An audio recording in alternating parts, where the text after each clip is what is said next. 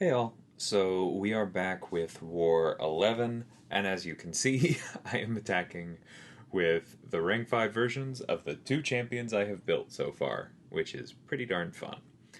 Starting out with Carl here against Wong, and I'm going to say ahead of time, I misplayed this. The primary reason being that, as you can see right here, I am playing this as though I were fighting Wong in like Battlegrounds or something. I am playing this as though I have to do something fancy to pause, as though I need my mediums, as though I need to do anything other than hit him and then just parry before specials. I really don't know why I'm doing this, why I got in this headspace, but I am making it significantly harder than it needs to be. I allowed him to build more power from Mystic Dispersion than was necessary, more more spells than was necessary, so he built Eldritch Energy faster. He healed a fair bit. I got hit right there. I didn't need to heavy counter there. I could have just waited. I could have just waited for another spot and then parry heavied. Again, I didn't need to play this fight this way. I was both weirdly aggressive while also not taking advantage of the things that would have let me be more safely aggressive. No idea why I did that. But even so, it's a good fight because it's Carl on Hazard Shift, but just calling out those things that I did that you should not do if you want to make it easier on yourself. Now, this is Domino. Domino is incredibly rude. Domino is always rude. You are going to have some crit fail unless you are using basically Nimrod on this particular node, or if you're being very patient with Omega Sentinel. I obviously do not have either of those, and so I know I'm going to take crit fail. Energy resist is going to help minimize it, but having energy resist to deal with the crit fail also means that we're going to take more block damage because Domino is just rude. So we signed up for that. I knew I was using potions this war. It is what it is. But at least I'm being a little bit more intelligent here about not trying to land the light attacks when I don't need to. I'm just hitting into her, allowing the node to do my pauses for me, and pushing her over, and watching her evade when I push her over a bar. So now we get enough morph charges that I know I can medium, light, medium. So I'll get some regen in here as long as she doesn't cause it to fail. Thankfully, she does not go lucky there, but that's why I didn't finish that particular combo, just in case she did. I didn't trust my reflexes. We get a little bit of healing, but not a whole lot, and we move on. That's how I expected that one to go. Now, Galan is an interesting one. I am actually using power backs, which I almost never do for Carl, and a power start, which again, I almost never do for Carl, specifically because I don't have an answer to his buffs, and I am not going to be able to do this fight at a power advantage because I know he is going to get just way too many buffs from power efficiency, right? So I need to tilt the scales in my favor. I need to get more power than normal and not wait on Mystic Dispersion. And I need to be hitting harder and finishing things faster. My Absorbing Man is rank 5. I did land a heavy before that special, so I got a few more crits there. The power start made sure I could throw it sooner. Everything worked the way I wanted it to in that fight, but I'm just calling out why I did that and why I went so hard out of the gate, because it can get away from you. Now, Nova here, my plan against Nova is normally to push to the special 3, actually, over the special 2. But clearly my spacing was not super great here. So, yeah, just lost a ton of time on my form there for no particularly good reason.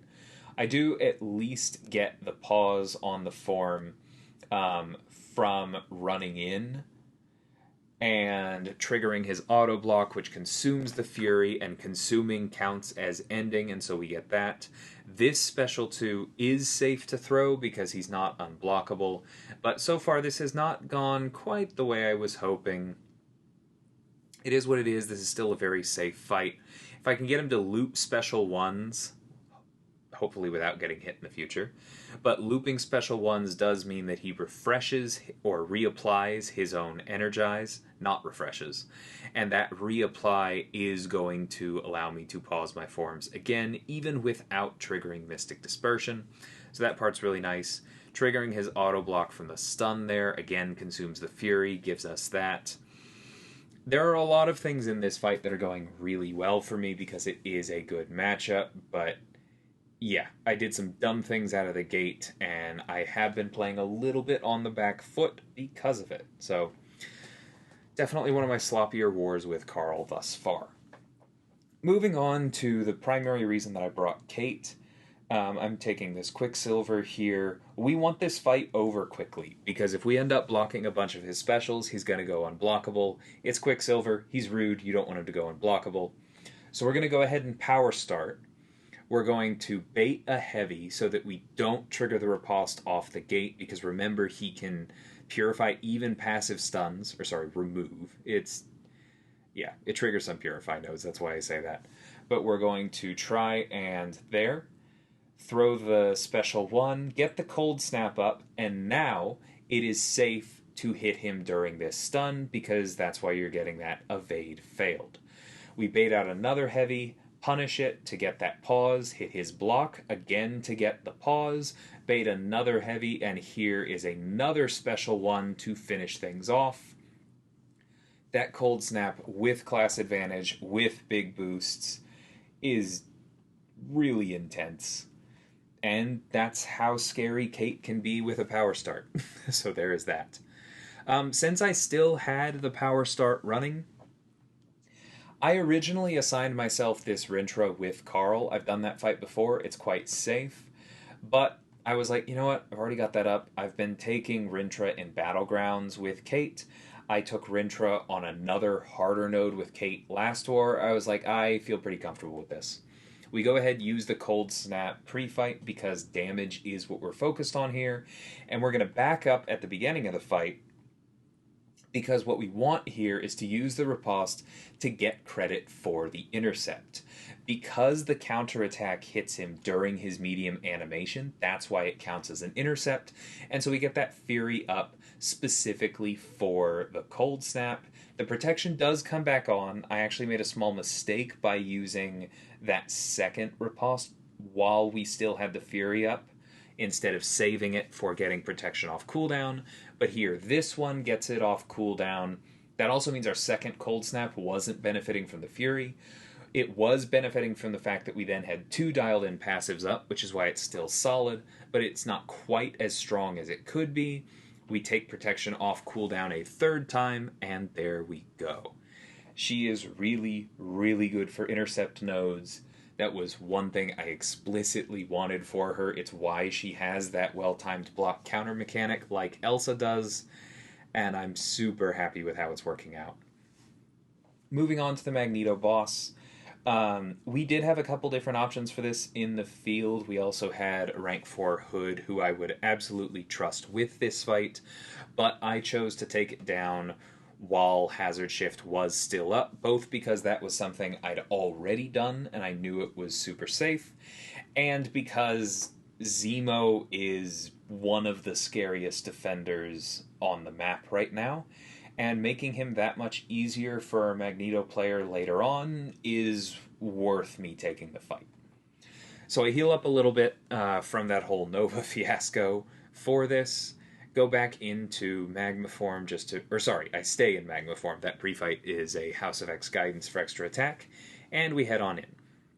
Now, at the start of this fight, I back up immediately to try and do the corner trick, but I lose a full, almost a third here, more than a third, actually, of my form, waiting for him to finally throw his heavy. I should have baited a heavy closer to where we started, further away from the wall. What I probably should have done is tried to start the fight with a parry, get him to go for the heavy right away, gotten the pause there, backed up, and then basically rinsed and repeated until we got to the wall. What I'm really not loving is this right here, when he just did medium into my block, what was that, 3-4 times in a row, ran out the duration. That was super fun. Love that. Magneto's deciding to be extremely rude.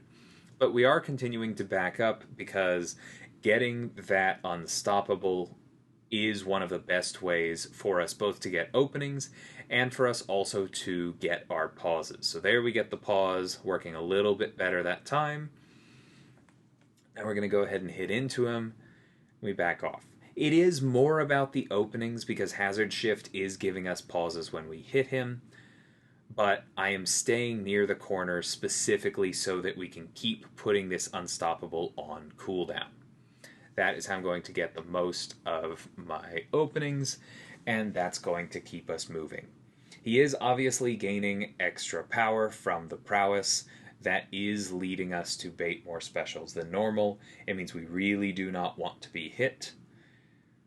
But we are handily winning the HP race here. We know we're going to slow down a bit as the fight goes on because he is going to keep building energy resist. But that's okay. This is the boss. We just need to not die. He is, again, being extremely rude, throwing these full combos. Honestly, I should be ready at this point to respond to them. Like, I should know that he's going to do that some, and next time I take this, I'm going to kind of drill in my duels beforehand, responding to his medium and light combo enders, because if I can do that with a light attack, that's a free 6-second pause. Well, not free, that's an earned 6-second pause. But that would have made this fight look a lot cleaner, and then I wouldn't necessarily have had to wait on the heavies. I wouldn't have been frustrated when he doesn't throw the heavies. I wouldn't feel like I was taking extra block damage without any benefit. So that is something I am going to do going forward to just clean things up for myself. But I know that corner trick for a reason. That's why I lean on it.